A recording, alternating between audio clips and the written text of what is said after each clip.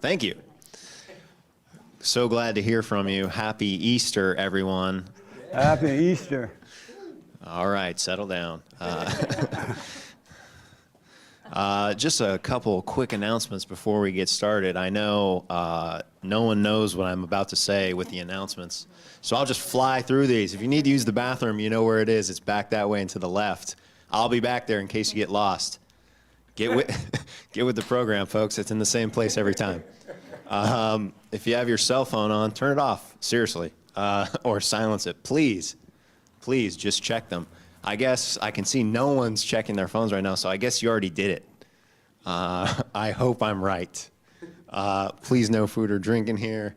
You guys are pretty good on that, but I'm still watching. And you guys are already sitting. Oh, Doug, yeah. You guys are all sitting in the front. I really appreciate that. I don't even have to make that announcement. If you have a question or comment, or the Holy Spirit takes over you, try to raise your hand so we can hear you. I'll bring the mic to you. Nick will bring the mic to you. Please hold it in the way that I'm holding it. Don't put it in your mouth or flail it about. If only the people could see you, then yeah, if only the people could see you, then it'd be really funny. But I'm sure you guys all know the rules at this point. So anyways, guys, that's enough for me. Like I said, happy Easter. Thanks for coming. Take it, Jesse. Amazing. Thank you.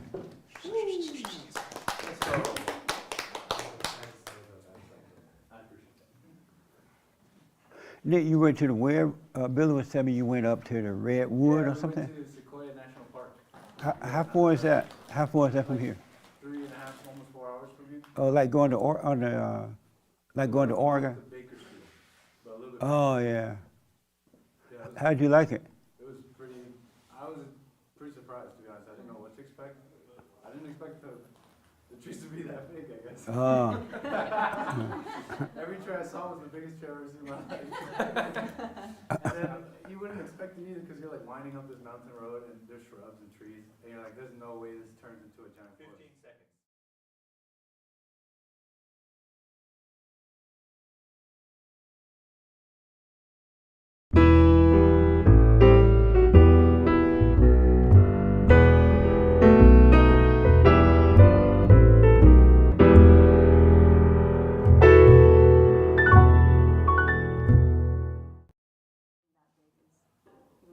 Yeah. Yeah. Good morning. Welcome to church. I am Jesse Lee Peterson. Thank you so much for being with me. And happy Easter, by the way. You can get involved by going to our YouTube chat line, and Hake will respond to your questions and comments. Happy Easter, everybody. How y'all? Happy Easter. So when you hear Happy Easter, what does that mean to you? Uh-huh. I don't know. You don't know? No, can you bring the mic? He likes standing there like that with the mic. So when you hear Happy Easter, what does that mean? I'm not sure, actually. Growing up, it was almost like you just were raised to say it. It was a polite thing to do, but I was never taught the meaning of it. I never really understood what it really meant. I just know you say it to a person, it's a pleasantry more than it is anything else. And so do you say it to people, Happy Easter? Yeah. And you feel silly when you say it, or it makes sense? I don't really feel a certain way about it, but it doesn't make sense to me. It doesn't? No. That's amazing. Yeah. Do you know what Easter is all about? Well, yeah. What happened? Well, when Jesus was crucified on Friday, he rose on Sunday. Oh, okay. Yeah. But amazing. But the term Easter, that whole the celebration of it all, I don't understand that. You don't? No. Oh, okay. Do you say Happy Easter to people? And it does? The really good Christians say Happy Resurrection Day. They used to say Easter, now they say resurrection. All right. And so when you say it, which one do you say? Whatever, like if they say Happy Easter, I'll be like Happy Easter back. And so if you walk into somewhere, you go Happy Easter? I mean, not really anymore, but... And why not? Because it seems, like Alexis said just like a pleasantry or just like something to say, you know, like, how are you? Like, I don't really care how you are. Do you feel if you don't say it, you feel funny not saying it? No. If you walk over to someone, you met someone this morning, and you know it's Easter, if you didn't say it, would you feel weird? Honestly, Jesse, no, because now I do realize all that stuff is the ego, right? Like when you bring your Bible to church and stuff, like, and so you have been showing us just to be free of all these things, you know, just your soul, you know, Yeah. so. Amazing. Yeah. So I had my first experience at CVS yesterday. So I was at CVS, and CVS is a pharmacy, right? And I was at the front paying for my merchandise, and these two black guys were walking out of the store with backpacks packed with stuff. And this little white guy manager, he said, "Are you guys gonna pay for that?" They're like, "No." He's like, "Oh, okay." And they walked out without paying for it. And he was too afraid to raise his voice or anything. And I'm like, wow, that's amazing. That's the first time I've seen it in person like that. And I'm like, so I said to the clerk who was black, I said, "That's amazing they did that." She's like, "Yeah, I don't know why anyone would be amazed by it. It happens all the time now." Yeah, she said it happens all the time, so they just walk in and steal stuff and leave. That was mind-blowing seeing that. And all the workers just talking to each other about it, but there was nothing they could do about it. So I was thinking, that's amazing that they won't do anything about it, and that people actually will walk in the store and just take it. And I noticed that a lot of the older white employees are gone, and it's mostly, I haven't been there in a minute, but it's mostly black and Hispanic that's work there now. And the store look dead and kind of dry. Isn't that like sad? It's so amazing. But it was weird seeing it in person. It's not like reporting it on the show, but to actually be there and see it, and see the helplessness of the workers was mind-blowing. Because the little manager, he just stood, look, he was skinny, little white guy. Are you guys gonna pay for that? No. Isn't that amazing? It's mind-blowing. Anyway, it is anybody here for the first time? Oh, this is your first time? Oh, okay. What's your name and how did you hear about us? Welcome. Hi. Yes. Okay. My name's Terry, and I heard about you through a friend. Okay. Yeah, and I'm from Arizona. Oh, you're from Arizona? Uh-huh. Oh, you're just here for Easter? Yes, visiting family, and wanted to come to Bonds too. Nice. Yeah, to church. Well, I'm glad you're here. Any questions about anything? No, so far everything's great. These lovely ladies, we talked and chatted, and it's been nice. How's Nice your life fellowship. going now that have you forgiven? Yes, And so how's your life going? it's going good. It's definitely more liberating. Yeah. I don't stress about the things my parents think or really people in general. You don't stress over that anymore? Really? No, yeah. What made you stress before? Just the criticism of people or what they thought of me or what I did or my choices or Yeah. And I don't care anymore. That's amazing. Yeah. I wish them well. I mean, I don't, That's right. but Well, it's good you're overcoming that because it's a cruel, nasty world out there now. yeah. There's no love. And you can't even tell the Christians from the secular because they all treat each other the same. They don't love each other. They have no respect. It's the same thing. So good that you're overcoming that. Is this your first time here? No, I've been here. Oh, yeah, you've been here. Right, yeah, I remember. Haven't been in a few weeks. Oh, okay. So and no question about anything? No. Oh, okay. Anybody have any questions? So, all right. So you want to be taught, right? So, like this whole week has been like Easter week. And on the History Channel, they show a lot of the Jesus movies about the Bible and about Jesus and all that. So I happened to catch a few of them over the weekend. And I noticed that the newer the movies are about Jesus, the weaker Jesus is. He's like very emotional now. He's like a caring Jesus. I'm like, wow, they're weakening Jesus. And I think because so many people are emotional, And a lot of people are making these moves. It's like they've done the Bible over the years. They've changed the Bible based on the culture. If the culture don't like certain words, they've taken them out the Bible and replaced it with a soft word. And so the people who are making the films are emotional, weak people. And so they're starting to make Jesus be that way. In the newer ones, but when you watch the old ones, Jesus didn't play around. But what I noticed about human nature when I was watching the movie with Jesus, it's sad that we as human beings are so identified with the not us. We're so identified with the ego aspect of the nature that people are sad, they're afraid, they love feelings, they can feel good or they can feel bad, and they identify with the feelings as though both are right. They can feel good if you say, hey, good job. They get like a little emotional joy from that. They're so identified with it. It's amazing how identified it is, and it's hard to overcome that. It's really hard, especially when you're in the mind and in the feelings. It feels like it's you. And it just, no one has told us growing up that it's not us. So that while growing up, we wouldn't identify with that. But human beings, until we overcome it, are so identified with feelings that it's amazing to see it. When I'm walking down the road sometimes, and even in this movie, the newer movie with Jesus, even the people who were following Jesus, all emotional, all into the feeling thing, right? And when you're walking down the road, you hear people talking to themselves. They quote scriptures or they mumbling about something, right? And now I realize, wow, they just like everybody. They're no different than anyone else in that they live in their head and they're talking to the imagination and feeling that way. And we gotta, the one thing that Jesus did that I noticed is that he was like a whole person. He wasn't into the feelings, the real Jesus, not this fake one they put on.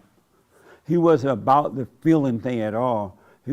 He understood how to deal with evil without identifying with evil or even giving it any attention. He gave evil no play at all, whereas in our fallen state, we give evil all kind of play. We love to pay attention to it. Even when we're feeling good, we don't know that that's evil. So we like feeling good, but not realize that we're worshiping the devil. And then some people love feeling bad. They love bad pain, but they don't know that they're wishing the devil. But right above that is the real us, and that's the hardest thing in the world to get to really, because it's easy to say it, but doing it is a different story. Oh yeah, I'm not into my feelings. I'm not into my ego. I'm not into thoughts of feeling, right? But you really, really are when you really, really try to overcome it. And that's why a lot of people cannot live or be alone, because in your downtime moment, there's nothing left but that false life, and it's painful, and you don't know what to do with it, so you have to have something to distract you from it. So you got to go to a party, or you got to get on the phone, or you got to eat. But we got to die from this thing. If we want to be free, we got to die from it. And so we got to get over the feelings. You need to pay attention to the feelings too, as you do with the mind, because there's some feeling you think is fine. It feels like it's fine, like when somebody applauds you or say a nice thing to you.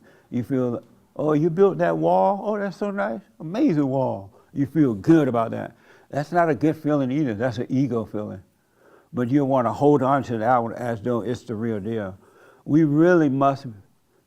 And so I want to get to the biblical question, because this is leading up to that. And the biblical question for this week was, any question about that? The biblical question, if a fool would persist in his folly, he would become wise. If a fool would persist in his folly, he would become wise. Have you guys, ladies, been thinking about that? Mm-hmm. So anybody have an answer to it? I'll get to you in a minute. You may have it, Raymond, but I'm going to come to you with that. Hold on for a minute. Have you thought about that, Holly? You knew about the question? I mean, I heard it once. And what do you think about it? If a fool, I thought it one time was in the Bible, but Nick and James tell me it's something someone said in the 1800s, right? I guess 1800s. Yeah. But I've heard it all my life, off and on. I don't hear it as much now, but I heard it all my life. Go ahead. So what's the question? If a fool would persist in his folly, he could become wise. Could he? What does that mean?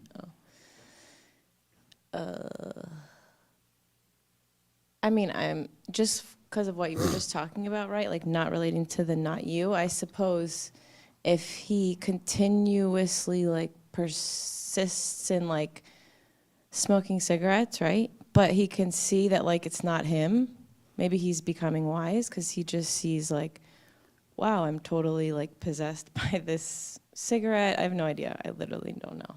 You said what now? I don't really know, but I'm just okay. thinking like. All right. No, it's best to be honest if you don't know. Yeah. What do you think about that question? I think that Do you know what it means? I don't know if I know what it means. Oh, okay. You heard it before? I've heard it before. Yeah, I heard it over the years. I've never really heard anyone explain it. Yeah, same. And I just assumed that I knew. Right. I thought about it this week, and one thing I thought was if you continue to persist in your folly, right, making mistakes, you can learn from that and grow from that, but you can also not learn and grow from that. Some people will use their trials and tribulations, if you will, to grow, but really it's like only if it's revealed to you, you know, so kind of what she was saying. You recognize like, oh, I'm being possessed by this need to smoke a cigarette. You become aware of it. But I don't really know if I know exactly what it means. Oh, okay. Nice. That's why I have these questions, because you hear these things and you kind of assume that you know what it means. And you could say, amen, that makes no sense. Amen, praise the Lord, right? But have no clue of what it means. Exactly. But because people tend not to examine themselves, they can live a whole life not knowing but assuming that they know. Yeah, I'm I'm excited to hear. Yes, sir. With regards to the biblical question, If a fool would persist in his folly, he could become wise. What does it mean? so we spoke about it a bit, and one of the things that she just said about people's trials and tribulations, I think that the surface level of the question is like, if you can continue to allow yourself to make mistakes, then you can learn from those mistakes, which is what we hear often. But I also see another side of the question where even like the very religious, like Bible thumping types might say, oh, well, I'm born again, but I still sin because God will give us trials and tribulations. And they use those hard moments, or those moments where maybe God is revealing an opportunity to allow the ego to die. They use those to build up a fake idea or a fake identity of, oh, well, I only did this because, you know, I can't help it and it's my struggle.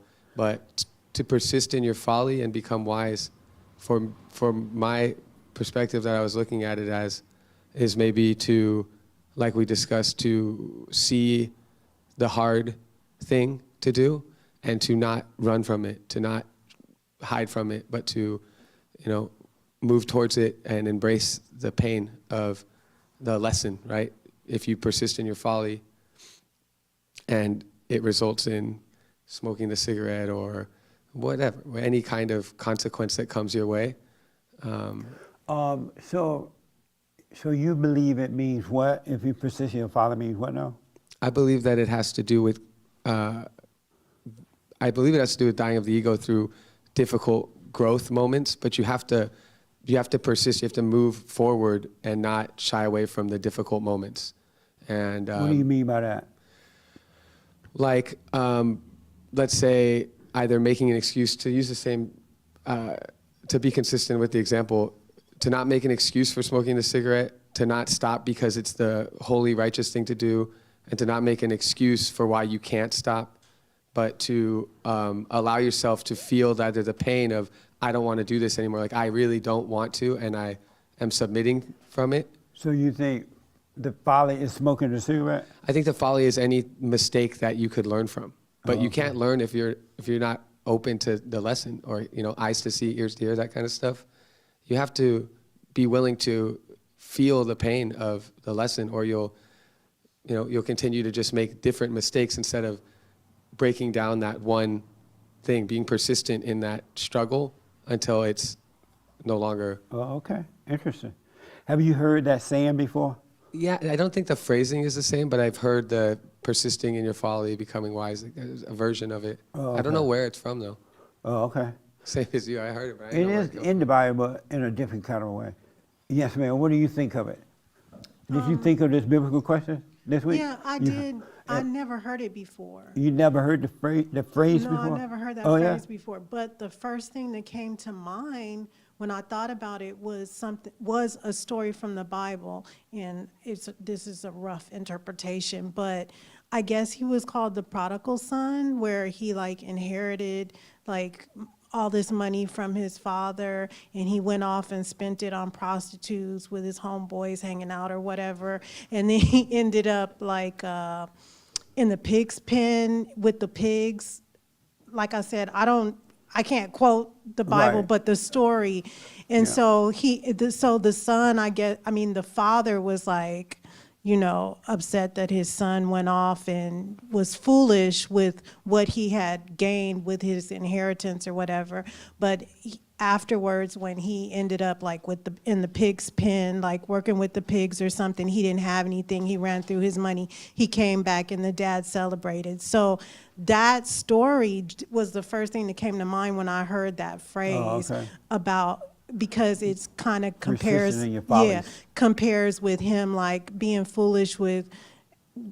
being foolish and then coming back to his senses and coming back to his father, and they celebrated and it was all good. Oh, okay. Amazing. Amazing story. That was it. That was the only thing that came to mind, but I had never heard that before. Have you heard it, Francisca? If a fool persisted in folly, he would become wise. No, I've not heard it before. You never heard that phrase at all? I've heard it in the other opposite way in the Bible. It talks about a fool will not persist in the Bible. I never heard this. You said a fool what? I heard that a fool will fail. Your statement sounds to me like a false statement, in my opinion. That's not a Bible 2 plus biblical 2 question. is 4, it's not 5. And what does it sound? What does it mean in the Bible? What does it say in the Bible? What I've heard in the Bible, I can remember. You off the heard top it or of- you read it? I don't remember reading it, but I remember hearing verses in the Bible where it says a fool will not persist in his follies. If he keeps failing, he'll fail more. I've heard it that way. I've not heard it that a fool is going to get smart and do something wise. Amazing. A fool's going to be an idiot. Nice. I love that. It's gonna, Yes, sir. Is a folly like a vice, like something that you do over and over again that you can't. It can be, yeah, absolutely. Oh, okay. Any little crazy thing. I just assumed it was that. Oh, okay. Do you know what it means if a fool persists in his folly? He could become wise. I haven't heard the term before, but the folly part, Yeah. I assume it was some type of vice or something that you're doing over and over again, and then eventually Yeah. it comes to a point where you get oh, I don't need. Have to do you this been paying attention to yourself? Yeah, this week especially, yeah. And what is it like for you seeing yourself?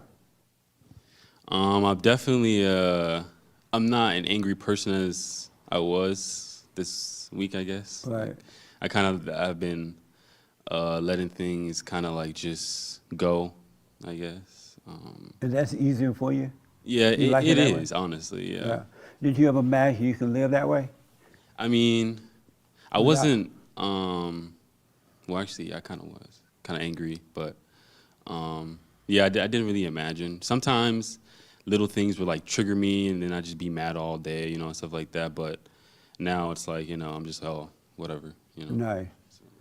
Hassan, what do you think of the biblical question? I mean, what do you think it means?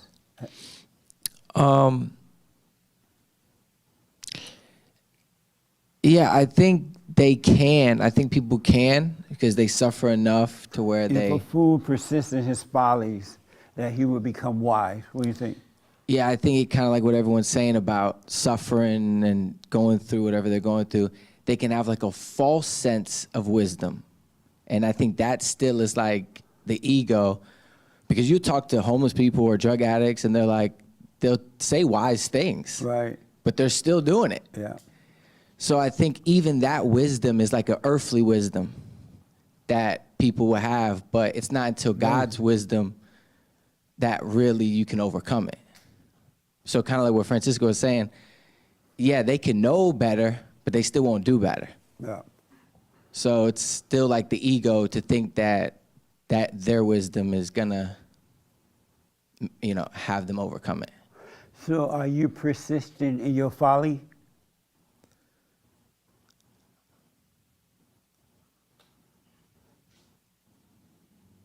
No, You cut your beard, huh? no, I was going to though, because I Oh, it wanted doesn't to. look as long. I thought Chris took what you cut off. Yeah, he took over. And so do you know what it means to persist in folly?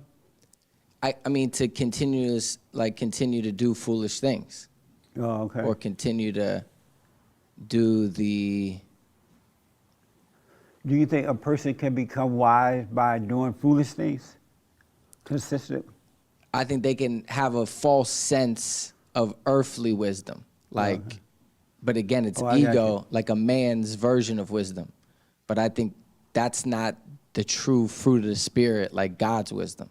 Okay. It's kind of like what you like with the intellectuals, like people know scripture intellectually, or they know God intellectually, but they don't spiritually know God.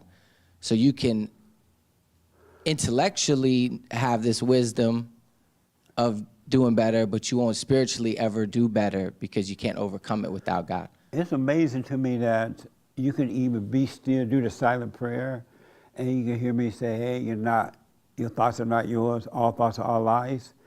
And the devil can tell you, oh yeah, that's right, that's what's happening with you. Your thoughts, you're not your thought, and you'll believe that spiritually you see that. But and I understand with the Bible thumpers, but I didn't realize it with the be still and know people, that intellectually you can think that you see and don't. That's mind-blowing to me. And so the devil, that's why I say you shouldn't hold on to anything, hold on to no words, because the devil will use anything to make you think you got it. And then so even ones that say, well, I can see spiritually, right? When they get angry or something go wrong, they overreact to it. They don't see, well, if I could see spiritually, or I had love in my heart, why am I overreacting? Why don't I stop? They don't even question that. In the same way that Bible thumpers don't question that, they don't get help when they read the Bible. At least you should question it. Okay, if I say I can see, or if I say my heart's been changed to love, why am I overreacting? Why am I mad? But they tend not to question that because right away Satan got them. Because he made them believe a lie that they are spiritual, he can also make them believe a lie that it's okay to be angry about certain things. Isn't that amazing? You really got to watch yourself, because the devil, all thoughts are all lies. He would try anything. He would use anything against you.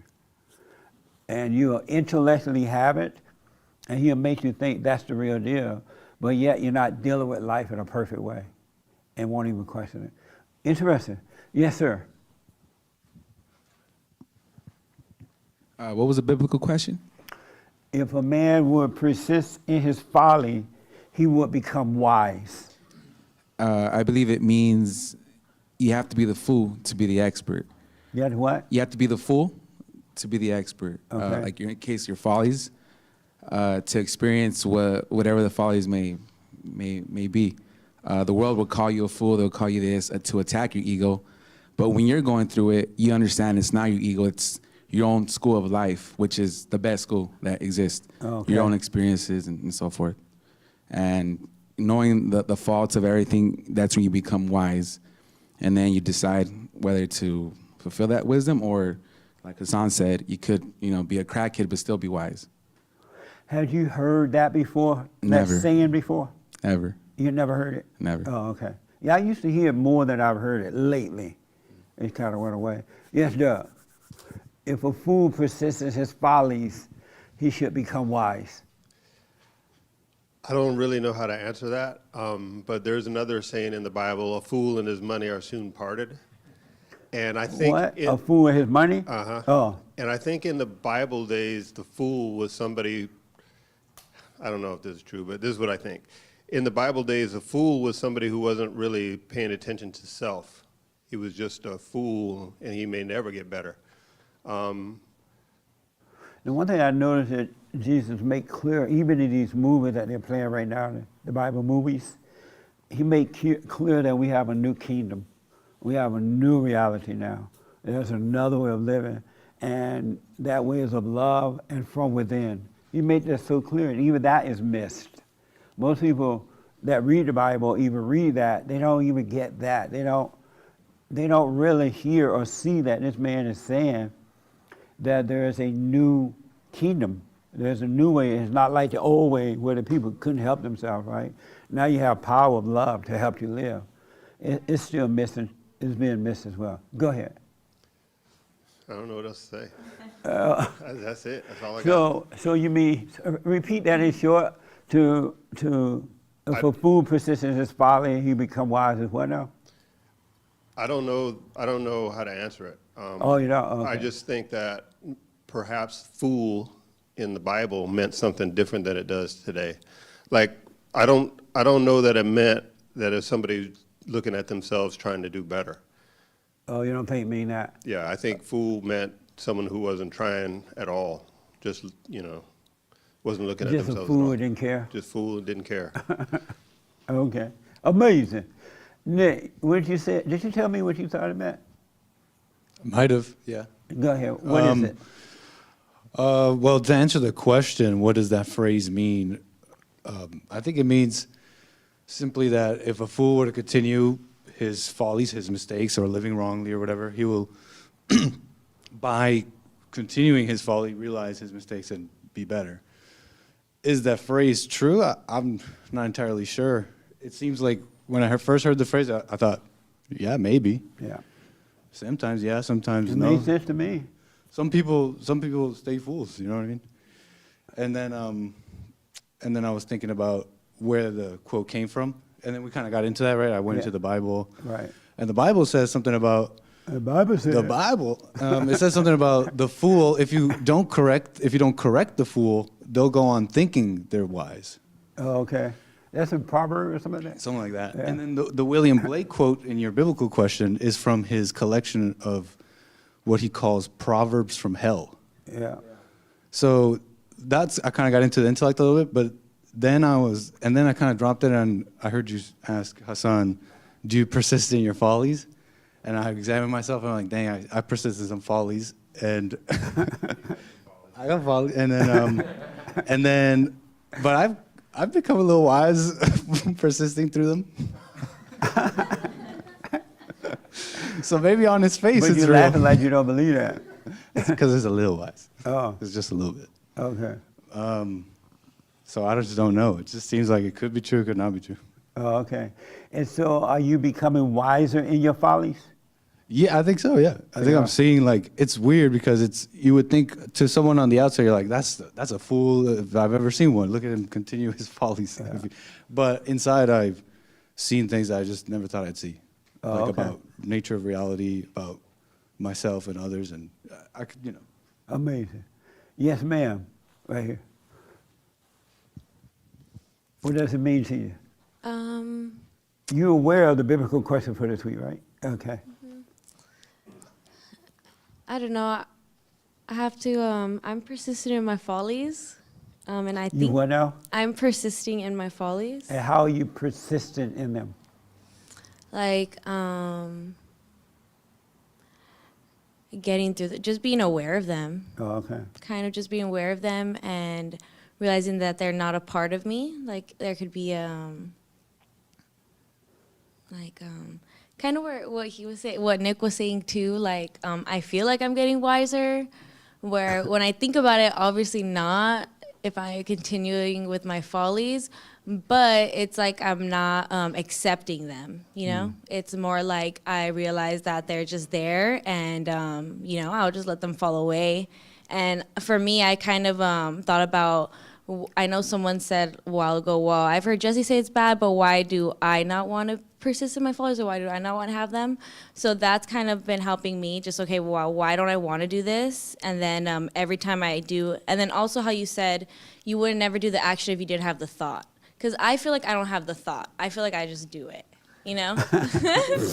So you feel like you do it without thoughts? Yes. And how is that possible?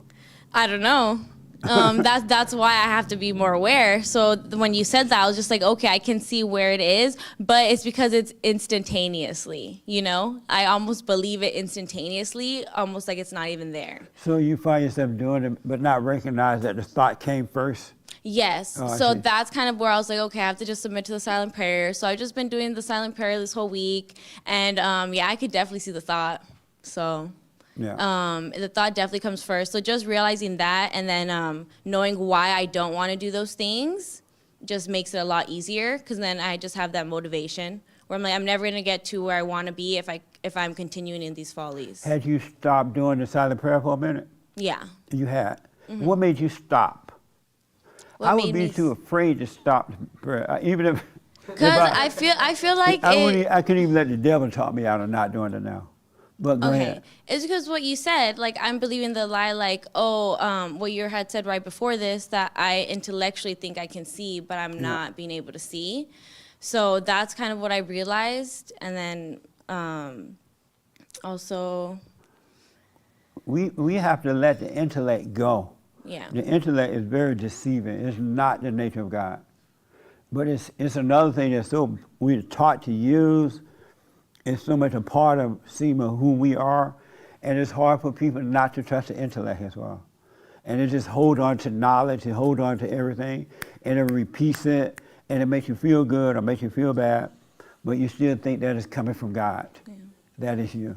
Yeah, I've just been trying to, like, kind of take what you say and put it in my own words, Yeah. because for me, that kind of is how I know that I truly understand it.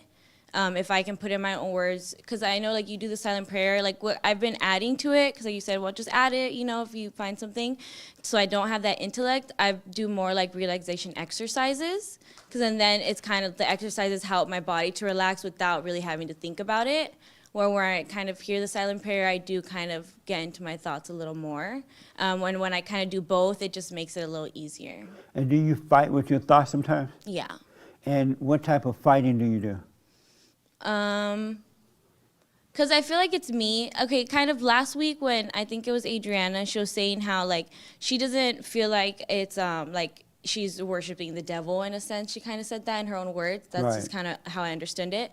So for me, I thought, like, that kind of gave me a little hope, because I was like, wow, if we don't even feel like we're worshiping the devil, then that means, I mean, hope in a sense. Wait, let me get to my No, I point. understand. It gave me hope in a sense that, like, I don't have to try to be connected to God. Like, it'll just happen kind of effortlessly. Because I feel like I just want that connection already. And then when I get a little taste of it, I'm just like, okay, I'm good. But I'm just like, wait, I didn't even really get a taste of it. It's like how you said, you're like, oh, you barely even scratched the surface. Yeah. But for me, it feels so, like, mind-blowing. I'm like, oh, my gosh. But, like, I kind of just, like, take it too much. Like, I, like, don't let it go, you know? And so when you're fighting with thought, you're doing what? Like, I'm starting to be like, I don't want to believe it, but then I'm just like, oh, I'll just believe it. Oh, you give up the fight and just believe the thought, and you're trying not to believe them? And that's No, what the I'm fight- trying to not even have that. I'm trying to kind of just submit to them and just be like, okay, I know that's not part of me, and just let it go. Oh, okay. Nice. Amazing. Did you have your hand? Yeah. Yes. I'm curious in the question, after hearing more people, who determines what is the folly in the question? It's not Jesse. It's not our thoughts, right, which are from the devil. It's not like the people out there. So, like, who's determining if you're persisting in folly? You know, like, if God's not there to judge? Like, I'm curious now in the question of who's determining that the fool is persisting in folly? Like, what could that mean? I mean, they could just be persisting in anything, and to judge yourself is to get caught up in that kind of like okay. process. Interesting.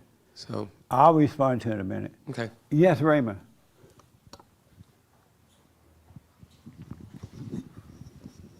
To start with, well, I did heard the phrase you mentioned. You've heard it before? Yes, it may have been a while, but I heard it. I don't know if it's true or not, but one phrase comes to my mind where I heard it. Just 4 words: the freedom to fail. If a child realizes it has to, if an infant child has to realize it has to learn to crawl before it learns to walk. If it takes at least 1,000 and stumble or fall 1,000 times before it learns what it takes to walk, then the biggest fool on the planet will realize that there are limits to his failure, because before he or she realizes the wisdom behind that. Okay. So that's what it means if a fool persists in the follies. You say a fear of failure? The freedom to fail. Or the freedom to fail. Yes. These fools are given the freedom to fail because they're sooner or later they'll realize that there is a price to pay for their follies. Oh, okay. Yes, as Dirty Harry would say in Magnum Force, a man's got to learn his limitations. There you go. Yes, ma'am.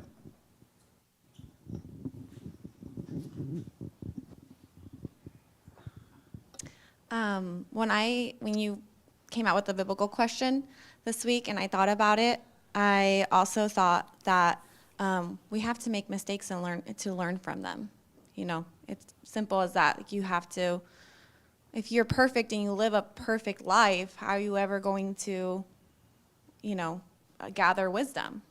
We have to, I like his analogy of the infant, we have to fall, we have to fail at things to then be able to gather wisdom. So you don't believe that if we were totally of God, of the truth, that we wouldn't learn that way? We would have to make mistakes in order to learn? Well, we could not learn directly from truth?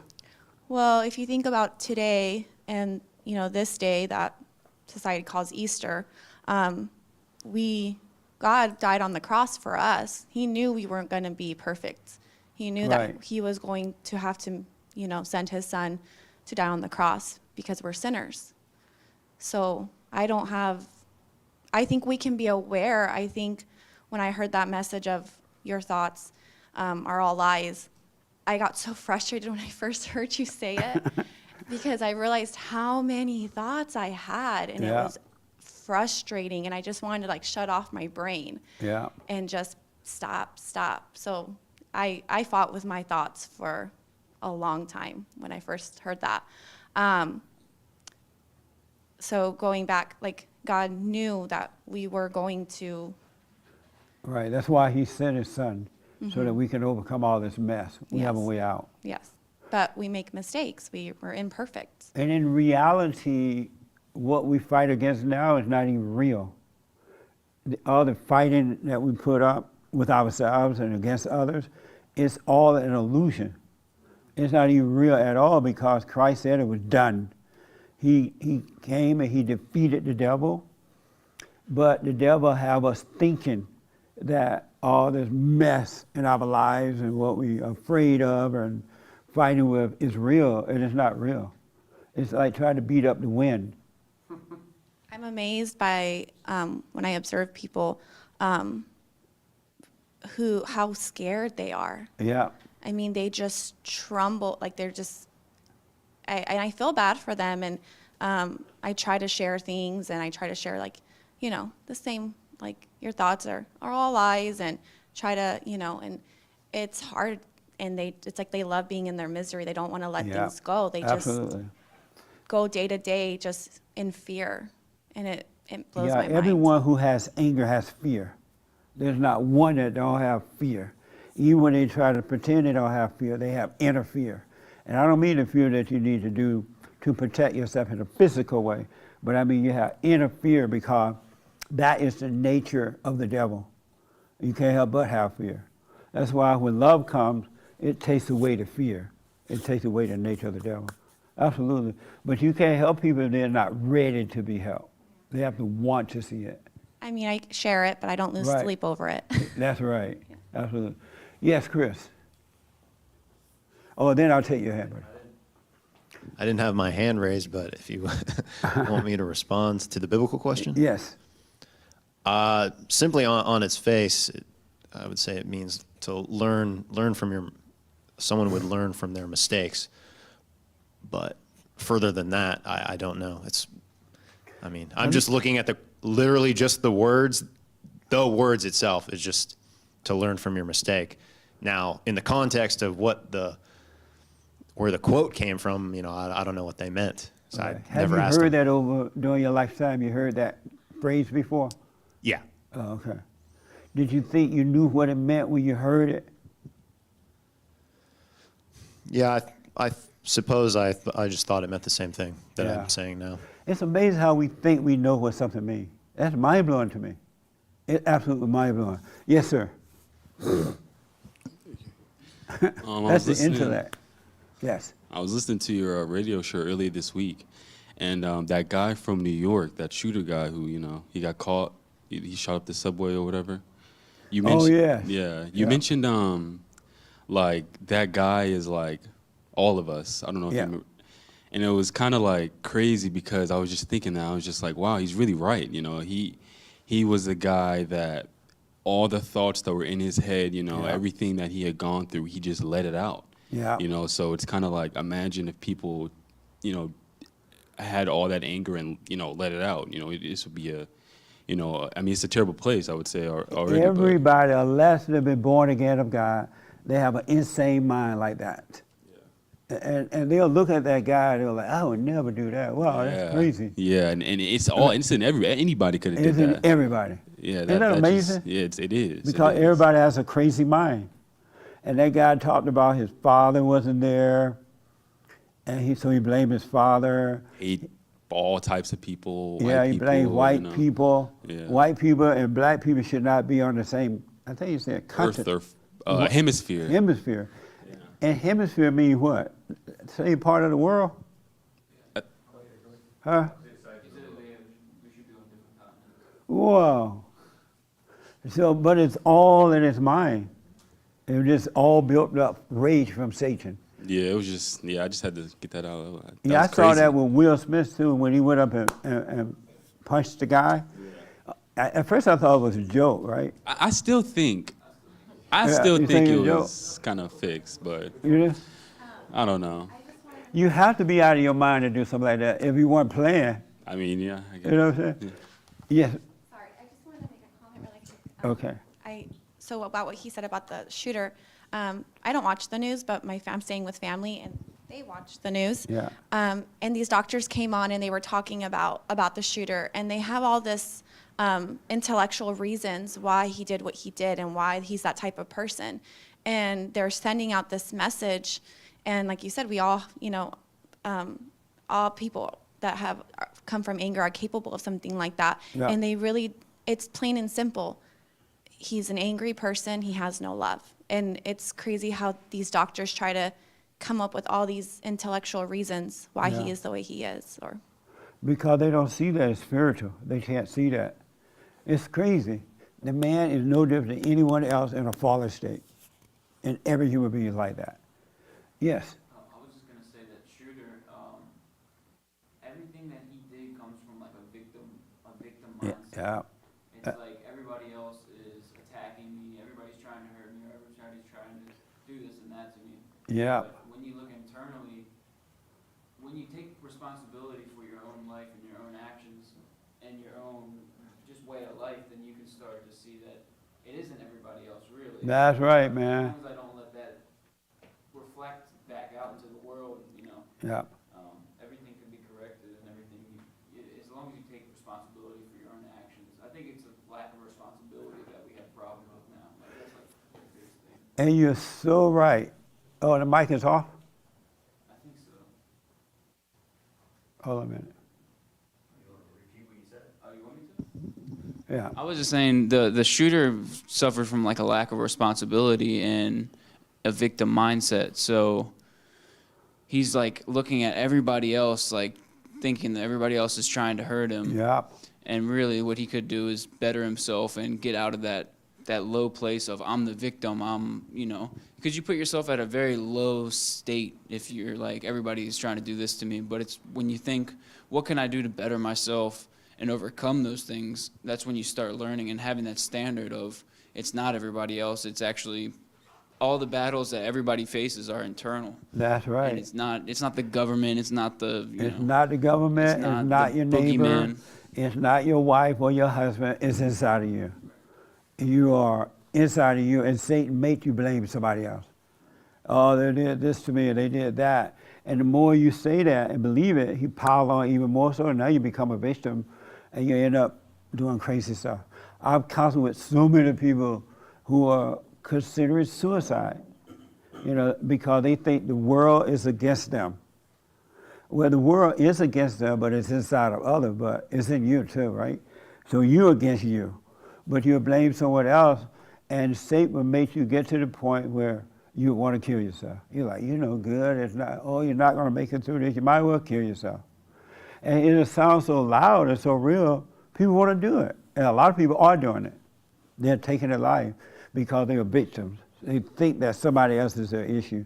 And when you really, really, really, really smoke on it, it doesn't even make sense that you want to take your life over some other stuff. It just doesn't make sense until you become a victim and just believe lies after lies after lies after lies.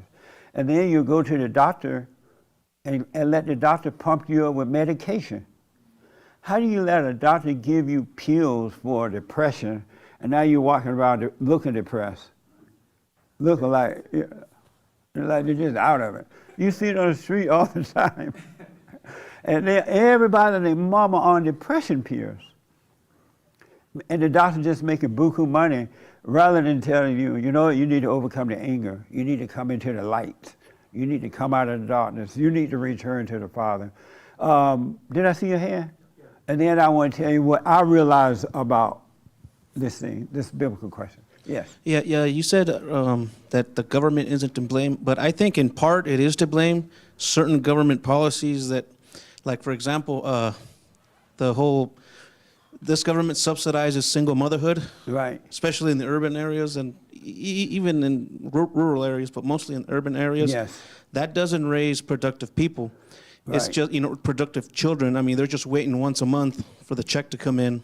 Yeah. Well, now it's all electronic, automatic, but the same thing. They're just still waiting for in. So those kids aren't taught to work or to do anything. So once they hit 18, you got these grown men, young men, that don't know what to do with their lives. So they're just out in the streets or. So how is that the government's fault?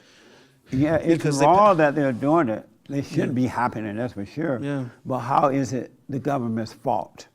Because it's a government program. Right. Why would the individual allow someone else to take over their life like that? Well, they promoted why don't it, the parents? What's wrong with the parents that they will let the government destroy that natural nature of their children? Mm-hmm. If they didn't take it, the government couldn't make you take it. But the government facilitates it for people who don't have a sense of, But if you're responsible for yourself, you wouldn't take it, right? No, yeah, that's true. Yeah. So, the government should not be doing it. Yeah, 100%. it shouldn't be doing. Yeah. But the person should not take it. Mm-hmm. When we were growing up, I didn't know anything about government. Mm-hmm. I didn't even know the government give you free stuff. Yeah. Really, I did not know that until I went up to Indiana, and I started hearing more about it because a lot of folks up there was on it. Yeah. But if the people didn't take it, the government couldn't do it. Yeah. It's like offering somebody antidepressant medication for spiritual issues, right? If the person said no to the doctor can't make you take it. And then all these laws too, these like so-called civil rights laws or whatever, all these lawsuits, people can just claim racism, and they could take the case to court and then do all the whole, and then they get buku money, and but that's all the government, right? I mean, why? But it's still the people's fault because the government is the people. Mm-hmm. The government is the people, except that on TV you can see a picture of it, rather than seeing it yourself, right? You see it all the time. Mm-hmm. But if it's like those videos that Chris put together during Manhood Hour and Friday, it's a big picture. You can see it, but still some people don't see it.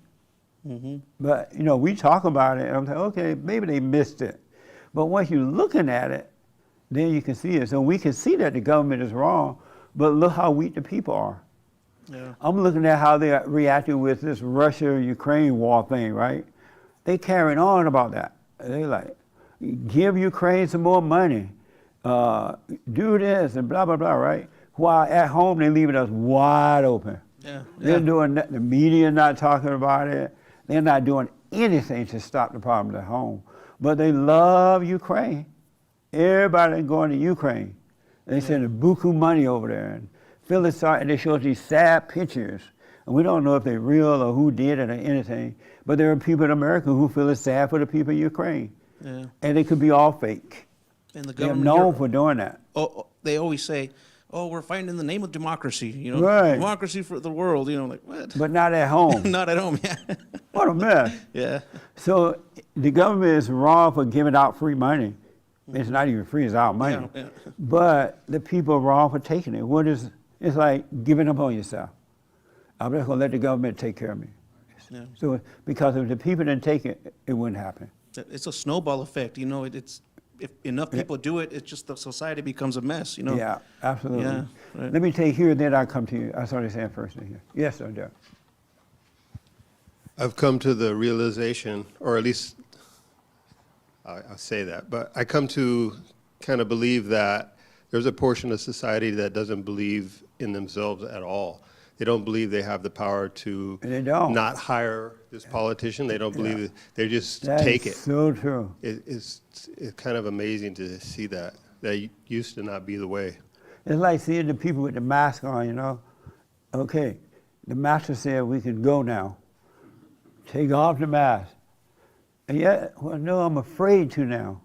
They're still like in the cars by themselves with the mask. I'm like, the master said you can take it off. Now they're like the master telling us we got to put it back on though. They're starting to say, oh, the new variants, whatever they call it, they get a little rougher. Yeah, because at one time they said, well, on the airplane you can take it off on whatever date. And now they changed that date to May. So it's all control. Yes, sir.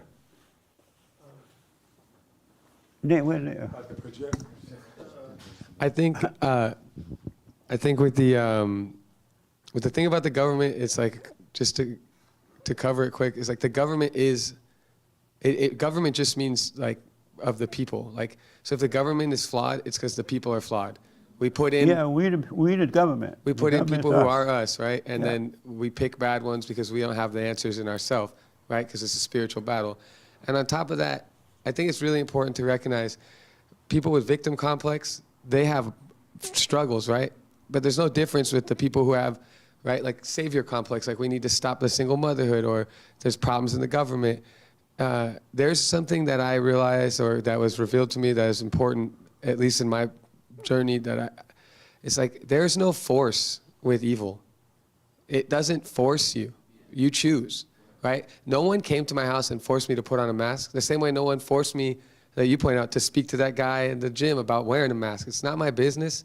There is no force, and I'm openly judging when I tell someone something like that, or I'm openly partaking in evil when I accept the money, let the checks roll in, or I blame the government. You know, government subsidizes money to inner city single mothers, but the government also subsidizes massive food production that feeds people. If they stop doing that, millions and millions, hundreds of millions of people would die. So like, I had to remind myself that there's no force with evil. Evil never can force you. The devil doesn't force you, right? He tricks you. Suicide. He tricks you into thinking your life is worthless and to kill you. He can't kill you, but he could trick you into doing it yourself. Right. Yeah. And it's important to remind myself, at least, and maybe it's just there's no force in evil. There's no force with the devil. You have to that's why he's the deceiver. You have to allow him to deceive you. I'm not falling for the COVID thing. I'm not deceived. I'm smarter than them. Well, now I'm reacting to the people who fell for it first, and I'm part of it too. Yeah. I'm no better. I'm just, Amazing. yeah. Nice. Yes, ma'am. And then I'll take you. James had a debate last night, or like recently, but and he said, weakness is evil. Then he corrected himself and said, weakness ushers in evil, allows for evil, you know? So, like, yeah, exactly. There's no force. We are weak. Like, why is porn even like a thing in a serious country? But it's because we're all weak, you know? Yeah. So, and that's the thing, right? U.S. government is missing at home for Ukraine, but like I'm missing stuff in me to look at that thing in that person's eye, you know? Absolutely. Amazing. Yes, sir. Yeah, I was just gonna say, like, I noticed that when Obama and he got in office, like he perpetuated the victimhood mentality, you know. And then when Trump got in office, everyone just went insane, and that's what kind of turned me, you know, because I was just like, okay, this is a guy that he's trying to, you know, promote work, give people, you know, opportunities instead of, you know. You don't have to take from the government, you know. And then Obama, he was perpetuating the, you know, 20 cents on the dollar, you know, when women are getting paid less or whatever that is, and racism and all that. He just perpetuated it more and more. And then when Trump got in office, you know, he was just like, just take responsibility. You know, we'll find jobs, we'll do this, we'll do that. And then everyone went parents crazy. used to raise their children. They would make their children be responsible growing up, and so when they leave home, they naturally take care of themselves. Yeah. But parents don't do that anymore either. I want to make sure my kids have it better than me, and they spoil the kids. They don't have to work, they don't have to do without, they don't have to this, and when they grow up, they become criminals because now they don't feel like working. So yeah, I noticed that, and I was just like, wow, that's crazy to me. But amazing. So what I want to tell you that I realize about if a fool would persist in his follies, then he would become wise. He might become wise. He will become wise. I remember the last time I was sick that time, and I realized there was nothing I could do about being sick. And I'm like, okay, I'm just going to let it work, let it pass through. I'm just going to let it be, right? And then I totally gave up. And I said, I'm all in with this. And I realized when I was sick that I'm going to be like that with everything. I'm just totally all in with everything, right? And so the reason I've been talking about the ego death so much is because when you die from the ego, you realize how foolish you are. Really. You realize, now it ain't easy going through the ego death. I'm telling you, it ain't no easy thing. I'd rather slap my mama than go through an ego death. But in going through it, you realize how foolish and dumb you are and how connected you are to evil and don't even know it. You have really, and I'll use myself, really identified with the far you and don't even know it. Every thought, every pain, body pain, and I don't mean like physical pain from an illness or something, but ego, body pain, everything is all evil and it's all foolishness. And when you're going through that death, you start to realize that and you become wiser for it. You become wise because you see the depths of the darkness that we must die from. It ain't no little light thing, oh, I'm dying from the darkness, right? You see clearly of yourself, you can do nothing. There's not one thing you can do of yourself. But you don't see the depths of that until you're dying from it. And you see that you have never, ever been the thoughts. It was never you. You have never been the pain. You have never been the worry. You have never been the fear. You have never been the doubt. The real you have never put another human being over you. made them your hero or your guru or your this. It's the not you that's doing that. But because we're so identified with it, it feels like us. The real us have never had a problem. Not one in life. And Christ came and he made that possible because we are a spirit. So he conquered death from us. He conquered everything. And so when you die from that, and thank God that you have the love of God in you to protect you, because when you're falling within, and you just don't fight back at all, you get little glimpse of what's going on, and it feels like it's over for you, and a little crack happened, then you can see then, like, wow, that's clear. But we have never been into this.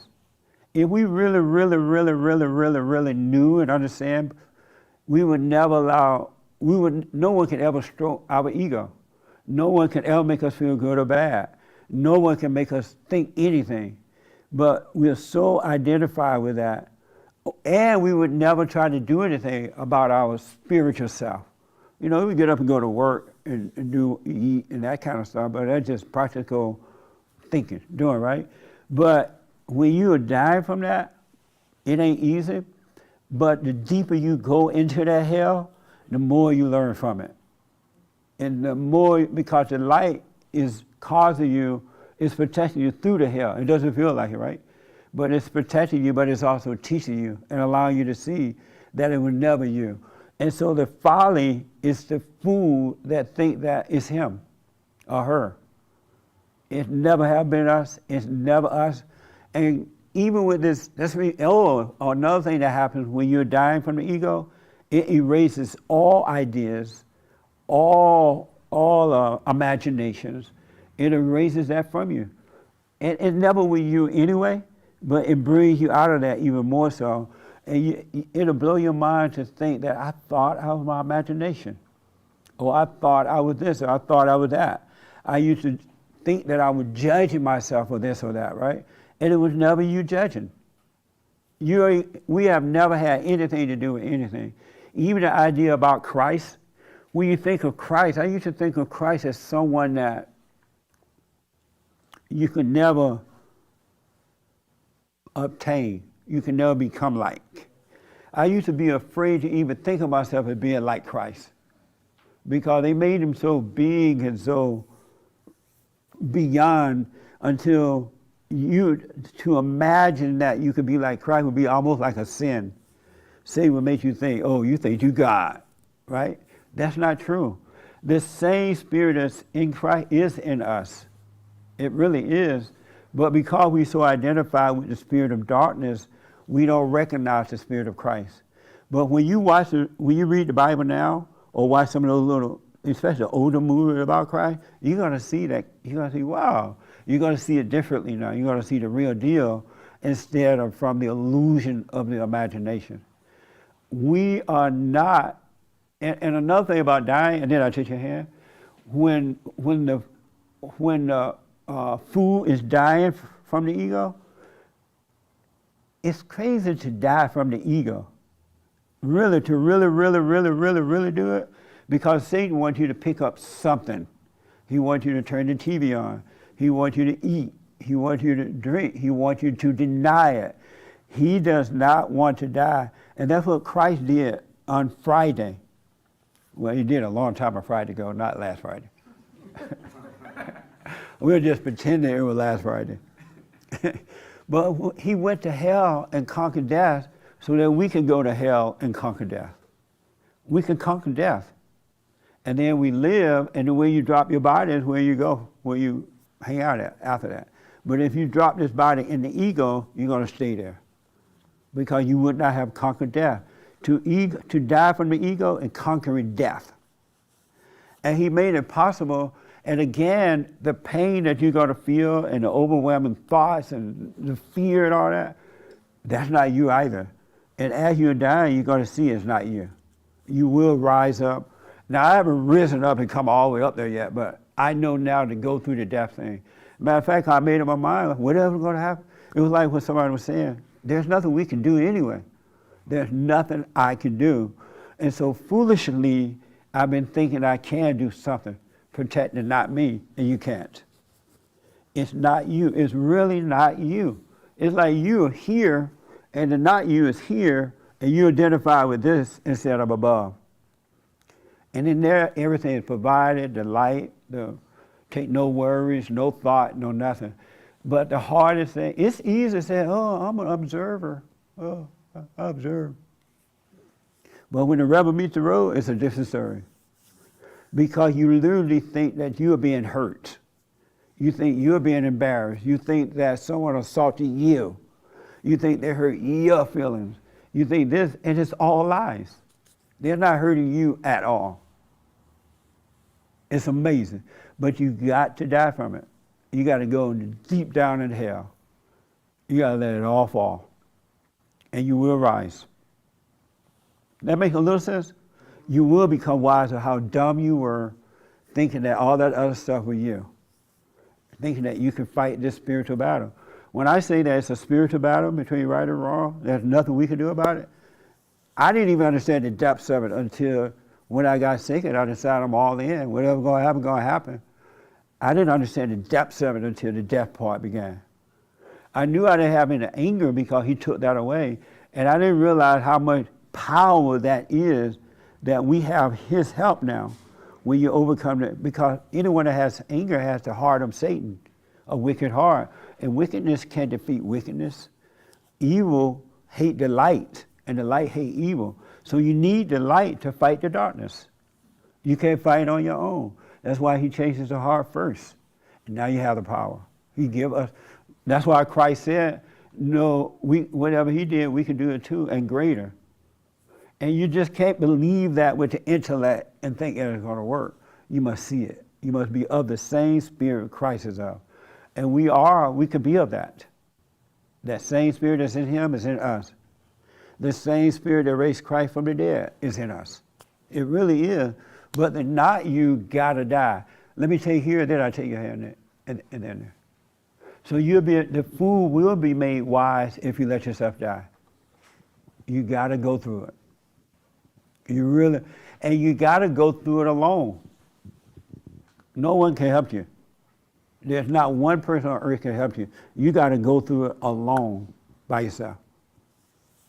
Yes, sir. You pretty much touched on what I was gonna add to that was that Christ even said that, you know, the salt of the earth, you're gonna go on and you're gonna do greater things than even he would. So Yeah. it's just weird to me how I was born in a Southern Baptist church, and I loved my church to death back home.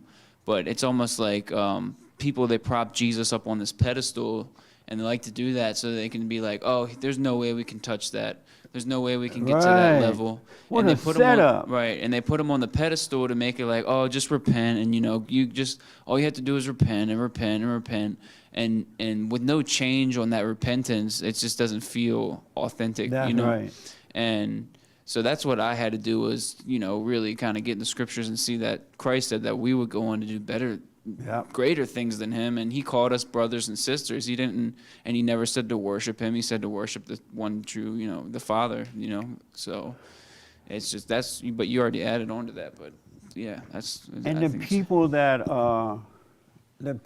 went after Christ never felt like a victim. He never, oh Lord, pull me. Let me get a gun and shoot him. Oh, I'm being discriminated against. He didn't get the devil in attention. And the real us would not get the devil in attention. The real us would not get the devil. The not us is what gives the devil attention. We pay attention to the devil. I saw this movie where there was this guy in the Bible named David or something like that, right? Everybody remember David? Something like that. Yes, something like that. And David apparently was I'm the preacher, I'm supposed to know the Bible, right? But David was a warrior, right? Anybody know David? The warrior David. The apostle David. He was not apostle, but he was a priest. No, not that one. This David was like a warrior David. Oh, he was the guy that sent. Oh, David was the guy that. See, Do we not y'all care don't know about the mics? Bible? Where the Bible thumper when we need them? Yeah, let me tell you the story. So this David was the guy that was out on the patio one day. And this man's wife was down there taking a bath. Bathsheba or something like that? Yes. Oh, now I'm on the right track. See, I know my Bible. In the beginning was the Word. And so David saw this woman taking a bath, and he was so turned on. It was so nice for him, right? He sent the woman husband to war. So you get, anybody know about that? Yes. You never heard that? Yeah, that's true. So David sent the woman husband off to war. But David was like a prophet, though. He was a prophet, I think. He was he a king prophet? Yeah. No. Yeah, King Samuel David. was the prophet. Who? Samuel was the prophet. Oh, so he was a prophet. He was a king. So the king David sent this woman husband off to off to war. And it looked like he sent him way off to war where he got killed or didn't return. And so King David got this woman pregnant, right? And so this wise man told King David, you have done wrong. You got this woman pregnant, and God's gonna punish you for it. And King David like, no, you can't punish me for this. I thought he said he was a prophet or something, but he would definitely have connection with God. God loved him and he loved God, right? And so the man was like, no. And so God killed, or something happened to that boy, his first child. The first child died. He died, right? Yeah. And King David suffered for it. And so the prophet came back again and said, well, you know what? God loves you, and he's not holding that against you. He forgive you for it. And so you could go now and get this woman and make a baby. And so he got with the woman, they made another boy. His second child was a boy as well. And the point to that, sir, is that God forgives, but human beings don't. And that's why I used to go and apologize for resenting and never ask a human being for forgiveness because they're not going to do it. It's not in them to do it. But you forgive, and God will forgive you. Because God doesn't hold anything against us. Even with the people in the Old Testament, he knew they couldn't help it. They had no way out. They just had the letter of the law, but not the spirit of the law. So they were subject to that. But with us, we have the New Testament, so we have the help of God, the kingdom of heaven within, right? And he knows why we're in that fallen state. He knows why we've done the things we've done. We could not help it. And when you're dying from that ego, it's going to be made clear that you could not help anything you've ever done. And that you've always been wrong for judging and not you because you're playing God. Thinking that it's you, and you play God when you judge yourself. But if you clearly see that you're not in control of anything, not only will you overcome that idea, you would not identify with it anymore. You gotta stop identifying with the not you. It's not you at all. And you can't make yourself see the not you. Because the devil will give you an image of the not you. He's like, oh, you're a spirit, here's what you look like, right? And whatever this words you hear in your head, whatever the devil tell you, let it pass. It is not you. And God is not holding anything against us at all. He knows everything. All he wants us to do is forgive so he can draw us in and take over. And he'll show you the not you. He will destroy the darkness because the darkness hates the light. We can't destroy the darkness. We have to give up and let it be. Just let it be. With no opinion, no idea. And when you don't have any idea of God or Christ, then you shall know him. You shall know both of them. And they're nothing like what the idea of morality and all that is all fake. What you've been taught is wrong. And your life, you're basing your life on this morality that you've been taught. Don't do this, don't do that, be this, be that, right? And if you don't do it, you judge yourself for that. We've been lied to. We've been totally lied to. They should have never taught us the Bible. They should never have, unless they told us, don't hold on to this. Oh, another thing that you realize in the depth of the of this ego thing I'm talking about, you can't even hold on to wisdom. You can't hold on to anything because wisdom will be used against you as well. Because wisdom is from God and it's constantly different. It's not what you hold on to. It's something that you grow onto, you grow into. Don't hold on to anything. Don't hold on to the knowledge of the Bible, but do not hold on to the wisdom of God either. He'll cause that to happen. It's already in you. Because when you hold on to it, you can't, your cup is full. You think you got it all. But you got to die.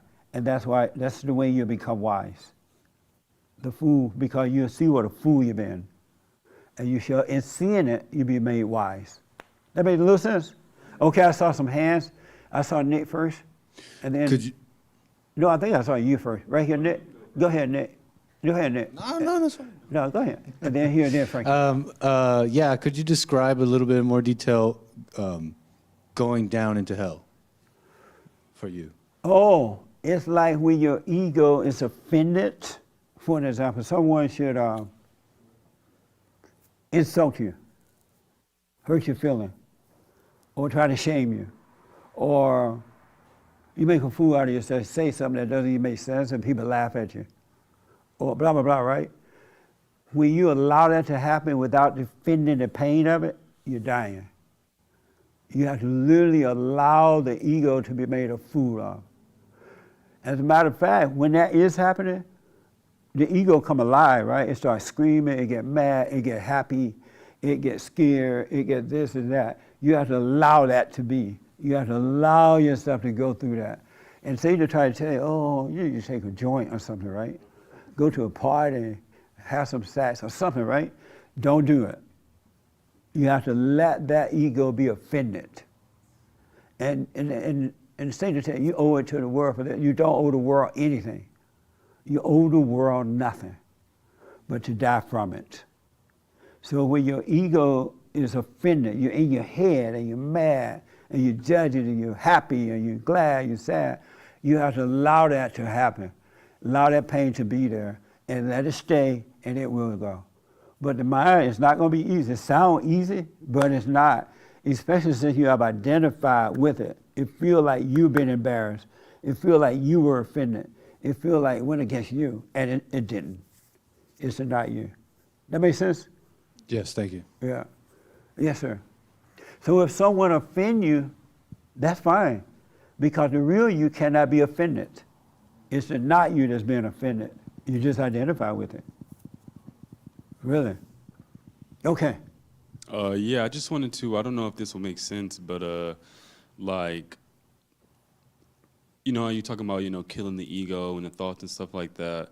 I feel like it's more, you know, the thoughts that really bolster the ego and keep the ego, you know, like when you said somebody, whenever you're getting offended, you know, somebody offends you, you know, thoughts run into your head immediately, and that's when it boosts your ego, like really, really quick. You know? Does, but, because the thoughts and the ego is the same. It's just fed with thought, but it's the same, the feelings and everything. And then Satan tell you to do this and do that. It's still the nature. We have to die. The ego nature is what we have to die from, because the ego nature is the nature of Satan. We need a new nature. We must be born of God's nature, which is love. And in that, there is no ego. And so we have to be born from that. But the ego is kept alive by thoughts and feelings and overreacting to it, revenge and all different kind of things. But if you don't try to get into that, if you don't get revenge, if you just let it happen, that thing it will die. And because it's not enough to just say, oh, I believe in God, you know, or I'm an observer. Yeah. I grew up like going to church basically every Sunday almost, and like he was saying earlier, like they were putting like, you know, God and Jesus just as if you can never be You that. can never you know, you attain can it. never That's attain right. it. If you're that, then, you know, something's wrong. But yeah, like I just realized, like, you know, he is our brother. He came down here The to same save us. spirit He is in him. Yeah. And that spirit came from God in him. Likewise, it comes from God in us, inside of us. But because no one told us growing up, no one said, when I used to hear that you have to die, I used to hear people talk about that in the church, but I always thought it meant a physical death. I didn't see it as a spiritual, real spiritual ego death. I didn't see it as that at all. But now I see that that's what it meant. And maybe one day we'll leave the earth too, and the way we drop our bodies is the way we're going to leave this earth. Whatever condition we're in now, and believe me, minds are messed up. All minds are crazy. Really, all minds are crazy. It really is. And we got to die from it. And we can die from it. And the light will cause that death to happen. But we just got to let this thing happen. Just let it happen. There are times when you can barely move, but you got to let it happen. You just have to let it happen. Yes, sir. I didn't quite hear it. So is a fool, is a folly, is that a true statement or a false statement? It's true. But I don't know, So James or wise? somebody, one of the guys sent me the guy that said it way back then, but you will become wise when you're dying from the ego, because the light will let you see, and in the light you're wiser, which is the Spirit of God, the truth of God. But unless that ego dies, you will not know the truth of God. You will think you know. But that's You not will still listen to the devil. The question you said is directly. You directly said, will a fool become wise? If a fool, what was it, Nick? Oh, if a fool would persist in his folly, meaning that if you just continue to let yourself die in that folly of the ego, then you shall be made wise. Because as you're dying from the darkness, you become aware of the light. It doesn't make sense. If a fool persists, he's going to still stay a fool. No, if he persists in the death, if he stopped the death by saying, no, I can't take this is crazy, then he will continue to be a fool. Persist means that if you allow it to just happen, not stop it, or start and stop, and all that kind of stuff.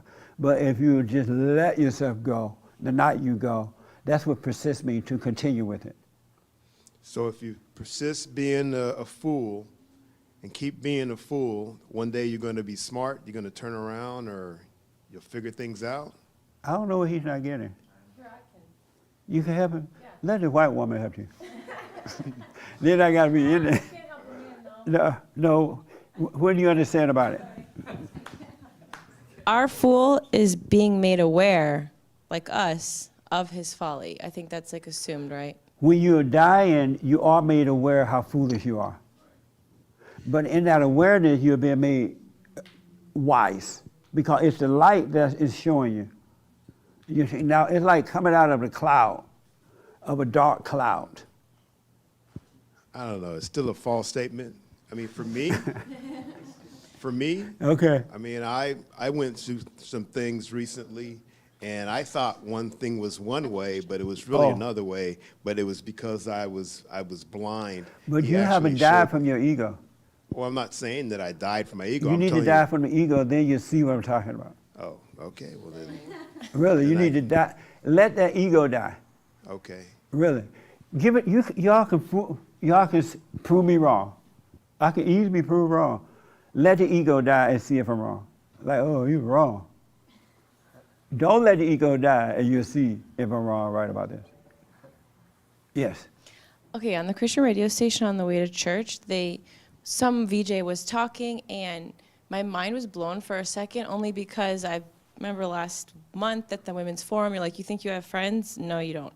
So with that in mind, Jesus had that Last Supper with these disciples, knowing that they're going to betray him, and he was still like all jovial. But like, why did he do that? Because That that's like... is such a good question. Thank you for bringing that up.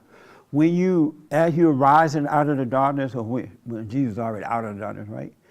You could be anywhere, but psychologically, you're not with them.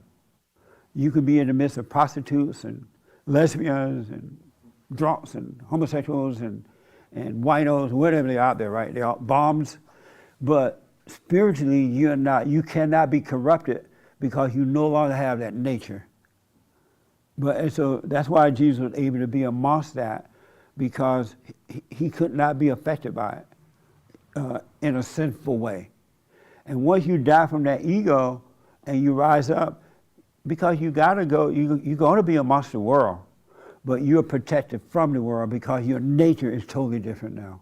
So you'll be amongst the world, you'll be the light of the world, as somebody said about the salt of the, and you will be that, and you will be among, he was amongst people with that disease, that heavy disease thing. Leopards. And he healed them. He put his hands, and we've been told you can never touch a leopard, right? But if you had the right spirit, you could. You could heal. But you just need the right spirit instead of the dark spirit. The darkness cannot fight the darkness. Only the light can defeat the darkness. But you gotta literally die from the darkness. We are all fools that don't know it because we think we're smart. And we think it's like what Francisco just said, oh, I went through something the other day and then I learned from it. That ain't it. That's a little bit of it, but that ain't it. You want to always be aware, but you got to die from this identity that you have, from the thinking and from the identifying with the idea of and the decision making and blah, blah, blah. You got to totally die. And so I encourage you to stop holding on to the ego. When somebody embarrasses you, let it be embarrassed. If the whole room laughs, let them laugh. And watch how you're feeling about it. The devil runs scared while they're laughing, but it feels like you're scared, but it's really the devil. So if somebody, your husband, your wife, or someone should tell, because boyfriends tend to tell girls now, you are the devil. I hear that a lot when I'm counseling. From why? My husband always tell me everything I do is of the devil. He always tell me I'm the devil. And so I'm saying, so how do you feel about that? I don't like that. Well, why do you don't think you don't like it? And they're like, oh, because I'm the devil. The devil doesn't like hearing about the devil. So if your husband or your wife telling you all the time, you're a beta, you're the devil, and it's affecting you, you should be glad to see that because the real you would not be moved by that. If somebody called you the devil, okay, fine, right? But if you're bothered by it, it's because you are the devil. Two devils fighting each other. But the real you would never be bothered. So again, don't try to think of who the real you is. No, because the devil will give you an idea about that. And he'll make you think, oh, this is this spiritual person. And then your wall will come tumbling down. Right? But you got to let the ego die. Does that make a little sense, except for Francisco? Pray for him. He tried to figure it out. So I saw a hand somewhere that I wanted to get to. Oh, okay. Did I see your hand? Yeah, I think it was all, we had a couple. Okay, so give me quick answers or responses so we got to end. Right here first, and then we'll come across the room. This, I'm telling you, do you know when your ego is acting out? You know when the ego pain is there, right? And so when those things like that happen, don't cover it up, meaning go through it. You don't really have to tell anybody, oh, I'm going through ego pain, right? Because no one can help you. And you don't want anyone to make you feel good or give you a false sense of comfort because they'll save the ego. You literally want it to die, right? Okay, yes, sir. I just had just a thought on when she was asked why Jesus, had the Last Supper with all the disciples when he knew some were gonna, betray him. Yeah. And I think it's like because like once you get to like that, Jesus like he was at a a high point of like understanding. So like once you understand that, like you said, it's not of us, that it's of Satan, right. And that certain things, like he knew Judas couldn't help it himself. That's and he right. knew Peter was going to die him, but he couldn't help it himself because of the immense pressure that they were going to be under. Yeah. So I think he was like, it's not really you. You're still my friends, but... 100%. Right. Once you come to that level of consciousness, the real consciousness of God, you let go of the anger. Now you don't have it in yourself. You can see, and you could be with them and not feel a thing. They can turn you into the army, and you're not going to take it personally because you know and you can see that they could not see. They could not see. They do not see. And when people get mad at you or try to give you whatever, right? You're not going to get mad because you're going to see that they cannot see. And that's why Jesus was able to do that too, because he knew who they were. He could read through them. I remember when this guy asked him, he asked Peter or somebody, who do you say I am? He didn't ask everybody else. And Peter said, you are the Son of God. Peter was able to see that. And he's like, wow, this is the guy I'm going to build my church on. Because you saw this from yourself. And once you start dying, you're going to see from God for yourself. Because no human being can make you see God anyway. You can't see wisdom. I can't make you see it.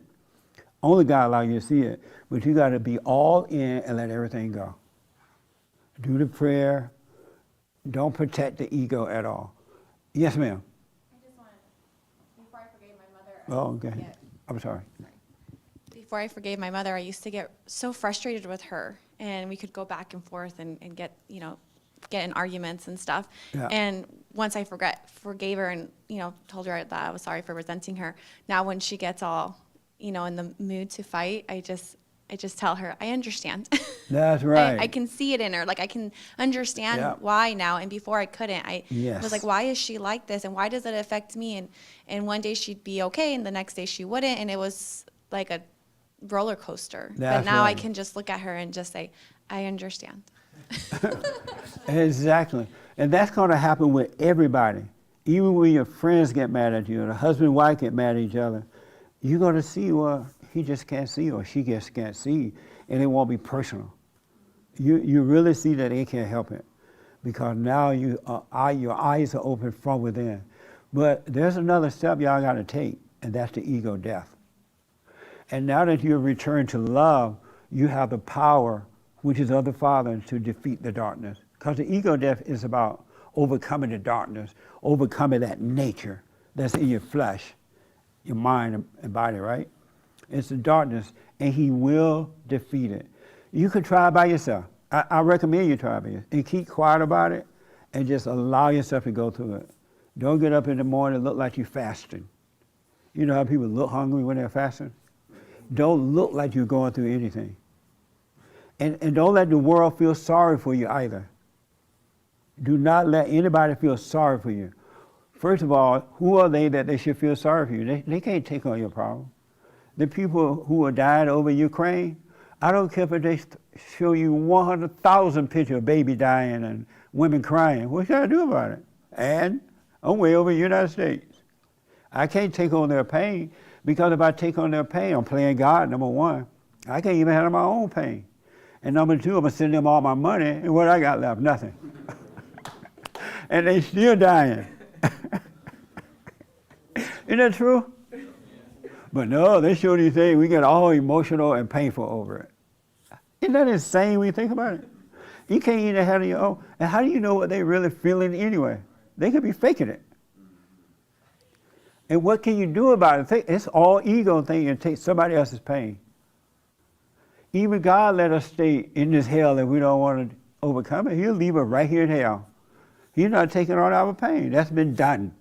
It's been taken away. Anyway, where am I? Raymond, real fast, and then y'all move fast, all right, because time is up. Yeah.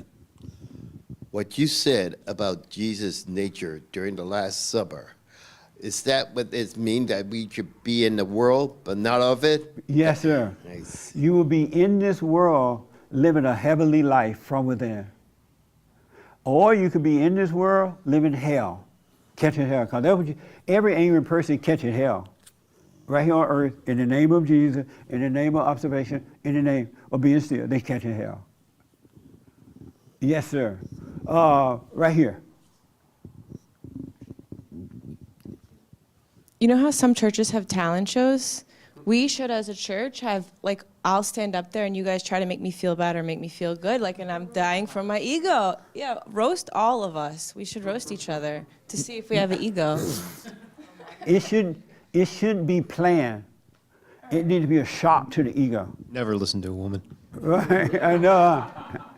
It needs to be a shock to the ego, because the shock will wake you up and it'll make you aware the devil is scared right now. The devil is humiliated right now, right? But if we plan it, it wouldn't hurt the ego, because you'll be aware of it coming. But if it's a shock to you, that's what you need. You need the shock. You need the shock. Okay, what? I think we can still shock people, even if they're No, it expecting. happens. Absolutely, absolutely. Did I see your hand? Yeah. Okay, and then last one right here. Oh, a couple right here too. No, it wasn't you. It wasn't you? I have my hand up, but your landed is playing perfect. I'm not gonna get in the way. Okay, yes, ma'am. All right. I was just curious about the biblical question. Maybe Nick or James can answer this. The quote, the guy who did the quote, like, why was he relevant? And if it was something that he just came up with himself, or it was something that he took from the Bible. So I got it. They sent me some information. I haven't read it yet, but I want to know more about him too. How did he come up with that? It's because it's definitely true, but it's not understood what it meant. So I want to know more about him too. But they'll send it to you. Okay. I think they will. It's a romantic poet? Poet, William. Oh, he was. Yeah, but after this whole like Enlightenment church thing, then these romantic poets. Oh, hold on for a minute. I'm sorry. Well, really, that's all I have to say. Huh? Oh, they didn't hear it online. What I know of William Blake is he's a romantic poet. It's like this romantic era, and it came after Enlightenment, and people had turned all like bitter towards like the church and things like this. So they were like, let's be into romance. Yeah. William Blake, right? Oh, okay. Yeah, I'm gonna read about it too. I just haven't had a chance to read it. But yes, sir. Last word. You had your hand? Oh no, that was. Oh, that was. Oh, okay. All right. I got it. No. Chris gonna yell at me. Go ahead. Last word. Nobody else raise your hand. Okay, so so when we are perfect when we have the light of Christ in us, right? And you say that the heart is, yes. Right. The heart is perfect. Yes. The mind and the body are not our own. Yeah, that's right. So if yes.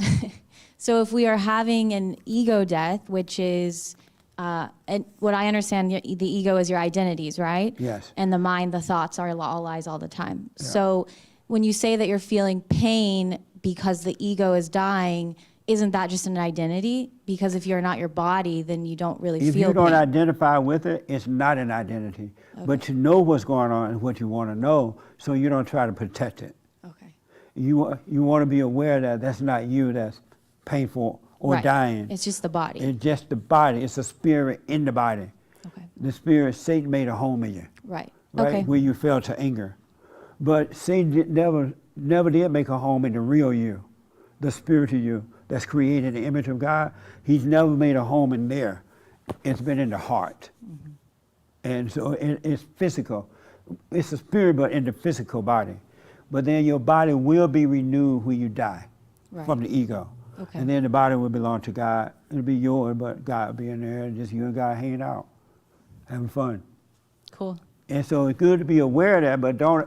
And you talking about it is letting you know intellectually that's not you. Right.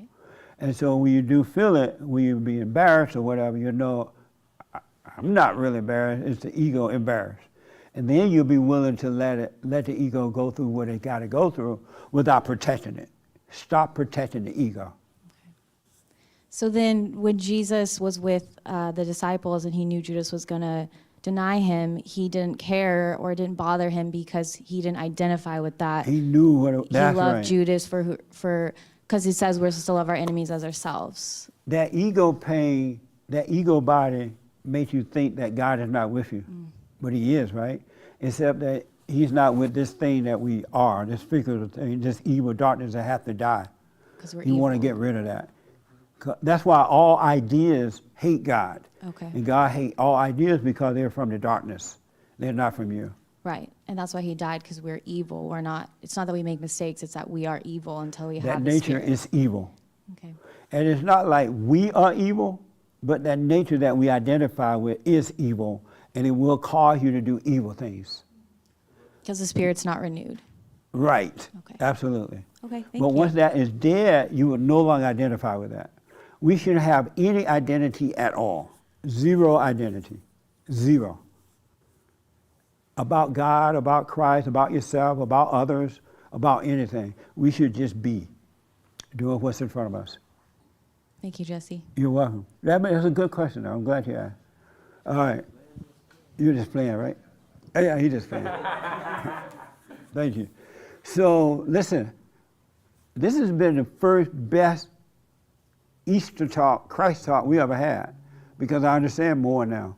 So Christ died, and he didn't die, but that ego nature died. When he said, Father, how have you deserted me? Forsaken me? It was that ego pain that was dying. So that we can do it too. It's been conquered. So if you overcome the anger by forgiving, now you have the power of the Father in you, so that when you are dying from the ego, he'll catch you. Nobody really knows what it is to believe in God. Nobody knows what that is, but you will know if you let that thing die. You believe about him. Yes, your heart, some of your hearts have changed, so you know he can do that.